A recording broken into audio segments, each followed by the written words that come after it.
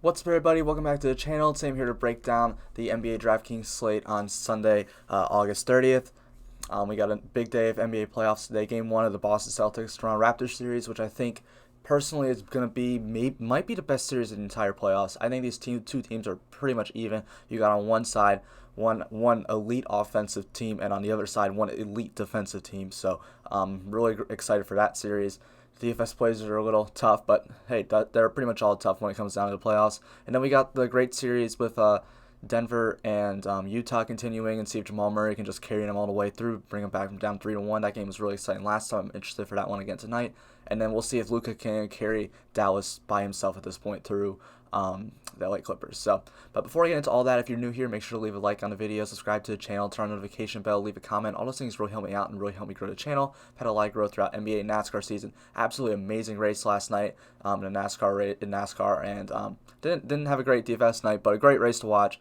But we've been having a lot of success there this year, so be sure to go check out all the videos for that. Stick around for that. NFL comes up in like a week and a half, and I'm so excited. So be sticking around for NFL season. The NCAA football actually started yesterday, but once the ACC play starts, I'll be starting to make content for that. So be sure to stick around for that. And in college basketball, whenever that starts, I'll be making content for that as well. So be sure to stick around for all those things. If you want to subscribe to more of my content, you can subscribe to my Patreon. For only $10 a month for NBA, you're going to get for DraftKings, FanDuel, Yahoo, Super Draft, and Fantasy Draft, the cheat sheet with all the stats you need to know along with projections. Then you're going to get a daily article, salary tier rankings, injury notes, and a cash core. So be sure to check that out. Yeah, I think that's really all I got to say on that. Let's get into the players. We're going to start with the Boston Celtics today. Jaylen Brown. I mean, when it comes to these guys, when you're getting to this point in the season, in the playoffs, all these top tier guys are fine. Like, I mean, they're all going to be priced more than they should be. There's no one that's like a top tier player that's like too cheap anymore.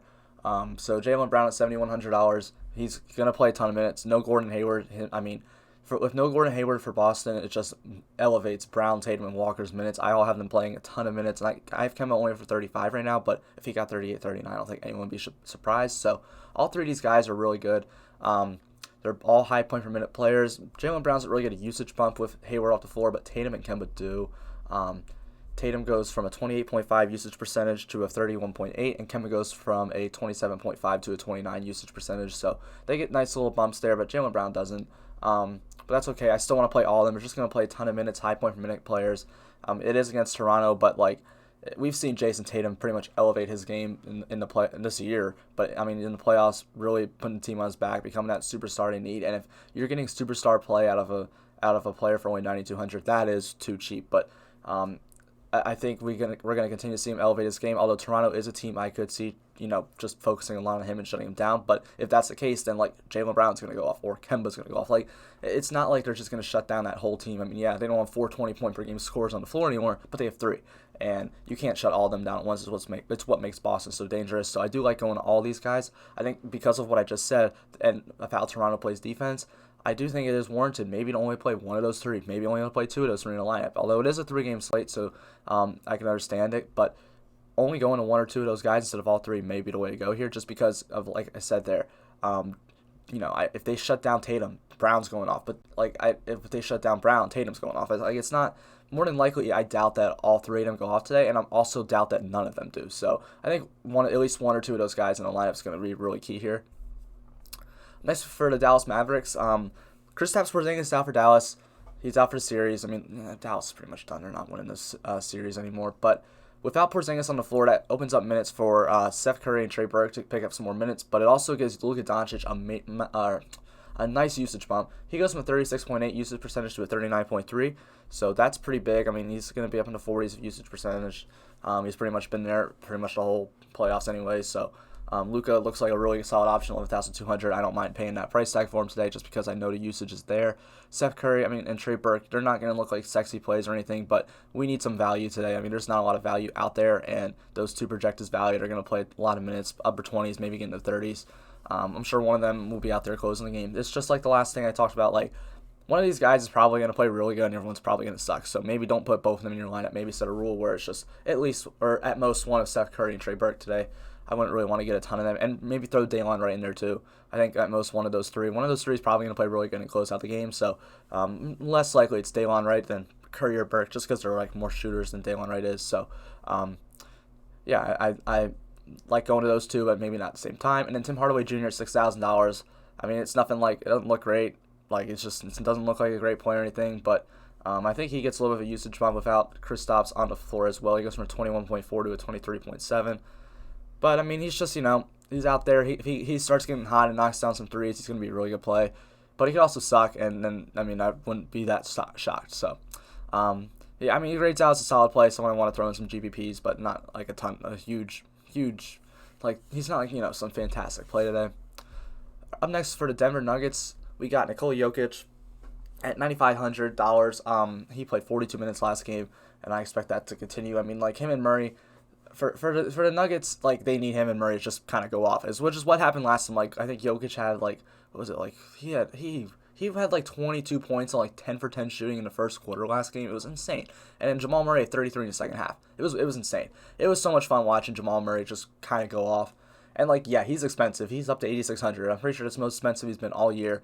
And it doesn't look like, a good play, but unlike Donovan Mitchell where he's 9,700, Jamal Murray's still 8,600. Like, it's still someone that you can warrant playing that. And now Jamal Murray gets into the upper 9Ks and it's like, okay, maybe not, because I don't think he's going to do that again.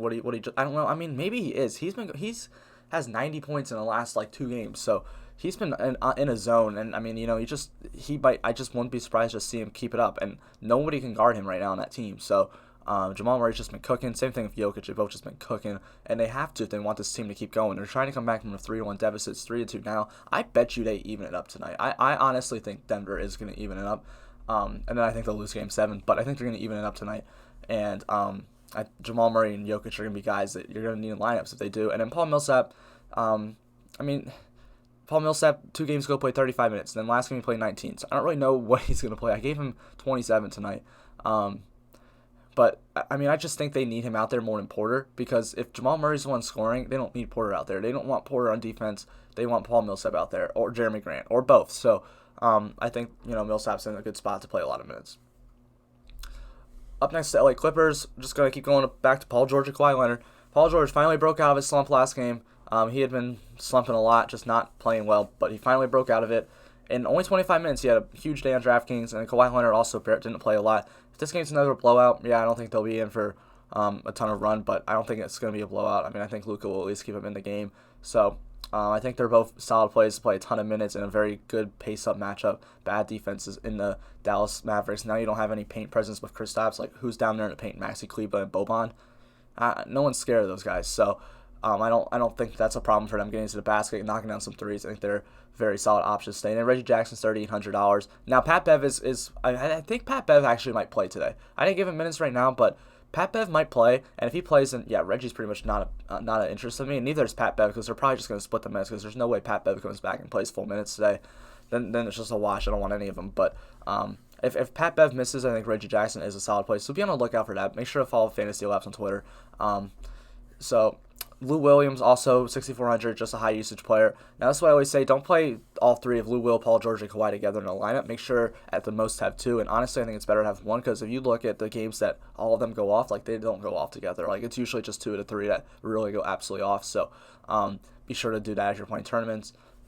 And then we're gonna go up to the Toronto Raptors. We got Kyle Lowry, Siakam, and Van Fleet are my interest. None of these guys grade out well at all. Boston's like a slow-paced team. It's not a pace-up spot. It's a negative line for Toronto. But the thing about Toronto today is these guys are just going to play a ton of minutes. I mean, we've seen like Lowry, Siakam, and Van Fleet get a ton of minutes just in the regular season bubble games. But like now this is like a serious playoff series. It's not the Nets. It's Boston. And I mean, I have them for 38, but like if they get 40 minutes, if like Lowry, Van Fleet, and Siakam all get 40, I'm not going to be shocked. And then at that point, they're probably hitting value and are probably good plays. And all you need from any of them is just them to get a little bit hot, like Lowry making some more threes than normal, or Van Fleet just nailing some threes.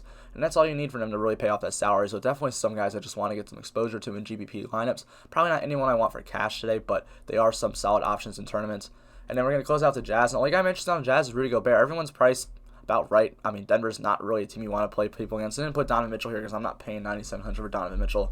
I'd still just rather pay $400 more for Kawhi. So, or pay it down a little bit for Jokic or something like that. But Rudy Gobert still looks like a solid option. He's kind of been torching Jokic the whole series, so I think he's the one to go to out of the Jazz. But I think that's really it for the Jazz, and I think that's really it for the video. It's a short one today, guys. Got a lot of things I gotta get done today, so thank you guys so much for watching. I hope you guys make sure if you want more of my content, I'll be writing an article right after this for the Patreon, as well as a NASCAR one. So if you want to go subscribe for NASCAR as well, only $10 a month over there for NASCAR too. So be sure to check that out. Thank you guys so much for watching. Hope you guys have a great day. Hope you guys make some money today.